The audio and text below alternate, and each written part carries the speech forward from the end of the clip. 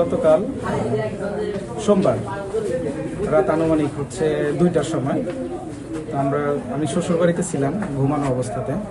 তখন হচ্ছে আমার সম্বন্ধে আমাকে ডাকে দরজায় নক করার পরে আমি উঠলাম ওঠার পরে বলে যে চোর আসছে।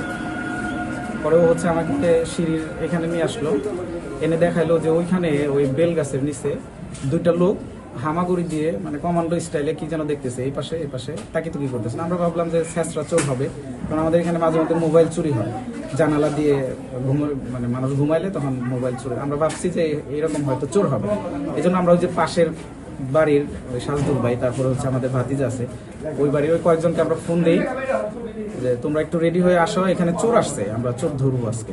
তারপরে হচ্ছে আপনার একটু পরে দেখি যে 2জন না, তারা 4জন, এবং হাতে হচ্ছে বড় বড় মানে অস্ত্র জাতীয় কিছু। আমরা অন্ধকারে এতটা খেয়াল করি নাই, তবে লম্বা লম্বা কি যেন দেখলাম আর কি। পরে আবার ফোন দিয়ে বললাম যে না, এইভাবে বের হয়ে না, ওদের হাতে মনে হয় অস্ত্র আছে। তো তারপরে ওরা একটু সময় নিল। এরপরে এই লোকটা যে হামাগুড়ি দিতেছিল প্রথমে, উনি ফোনে কি যেন কথা বললো, 10 সেকেন্ডের মধ্যে একটা হচ্ছে ট্রাক জ্যাক গাড়ি আর কি, পিক আপ গাড়ি, এটা আসলো, এসে এখানে ঘোরায় এইদিকে চলে আসলো। আমরা আর দেখি না, আমরা তো তখন ইয়ের মধ্যে ছিলাম, ওই কি বলে সিঁড়ির ভেতরে ছিলাম। আমরা পাহারাদারকে ফোন করি, পাহারাদার এদিকে আসার পরে পাহারাদার যখন ওইখানে যে আমরা খোলার পরে গেট খোলার পরে বললাম যে ওই যে ওরা চোর, ওদেরকে ধরেন। পাহারাদার বললো যে না, ওরা তো মাল আনলোড করতেছে। আমরা বললাম যে না, আমরা অনেকক্ষণ ধরে দেখতেছি ওরা চোর। এরপরে কিছু জেলে আসার পরে আমরা হচ্ছে ওদেরকে ধাওয়া দেওয়ার সাথে সাথে ওরা হচ্ছে সবাই গাড়িতে উঠে চলে যায়। এই হচ্ছে ব্যাপার আর কি। আমাকে আমার এক ফ্রেন্ড ফোন দেয়, এই এলাকারই ফোন দিয়ে বলতেছে কি তোমার গোডাউনে মাল চুরি হয়েছে। তখন ওরা উপস্থিত ছিল, আমি একটু পরে আসছি। পরে গোডাউনে এসে হিসাব করলাম, হিসাব করে দেখি 30 কেস মাল কম, যার মূল্য 15 লাখ টাকা প্লাস।